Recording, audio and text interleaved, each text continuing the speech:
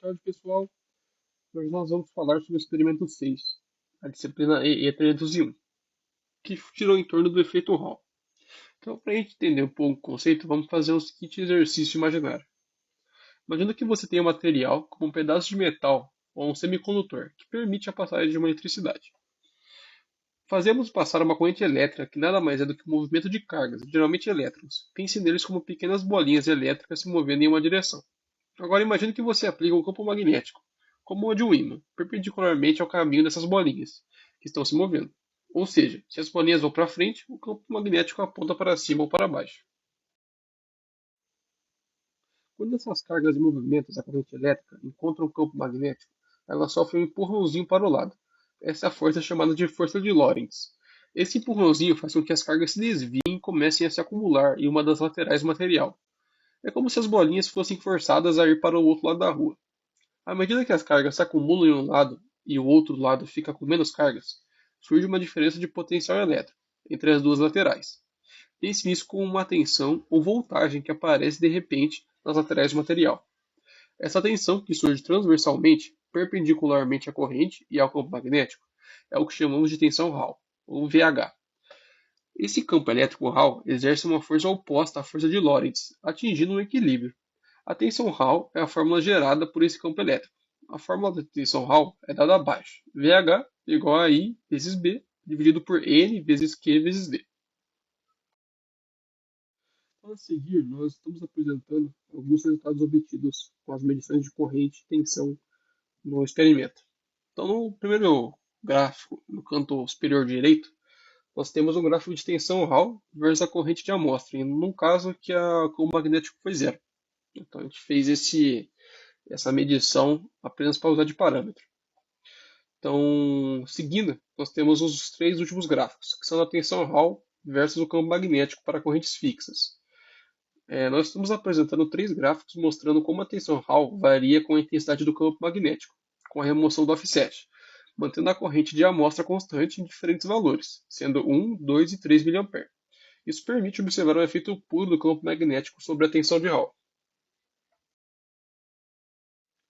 Após o experimento e análise dos resultados, nós chegamos em algumas conclusões. Que a primeira é com relação à teoria.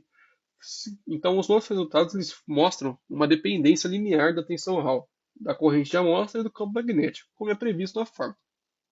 Com relação à tensão de offset, para uma tensão Hall maior que zero e o campo igual a zero, para uma análise precisa do efeito Hall induzido pelo campo magnético, essa tensão offset deve ser subtraída dos valores medidos, certo? Com relação aos desvios da linearidade e possíveis fontes de erro. Embora a teoria preveja relações lineares, é comum que os gráficos experimentais não sejam perfeitamente lineares.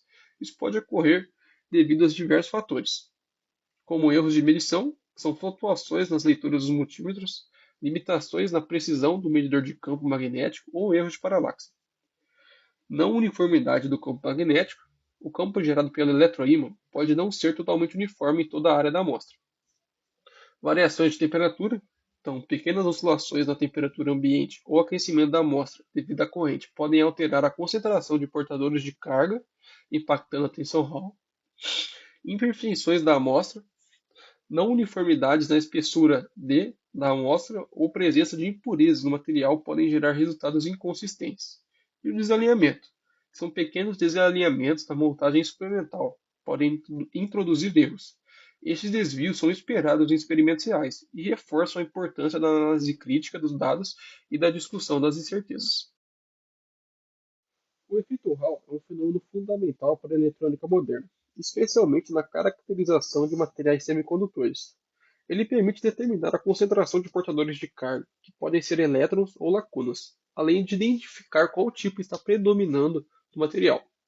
Essa informação é essencial para o desenvolvimento e projeto de dispositivos eletrônicos, como transistores e sensores. Além disso, o efeito Hall é amplamente utilizado em sensores de campo magnético, presentes em smartphones, sistemas ABS de veículos, equipamentos industriais e muito mais. Esses sensores conseguem detectar a presença e a intensidade de campos magnéticos de forma precisa. Outra aplicação importante são os medidores de corrente, que utilizam o efeito Hall para medir as correntes elétricas de forma não invasiva, simplesmente detectando o campo magnético gerado pela corrente. também está presente em sistemas de controle de motores elétricos, na ignição automotiva, em discos rígidos e até teclados magnéticos, mostrando como esse princípio físico é indispensável em diversas tecnologias que utilizamos no dia a dia.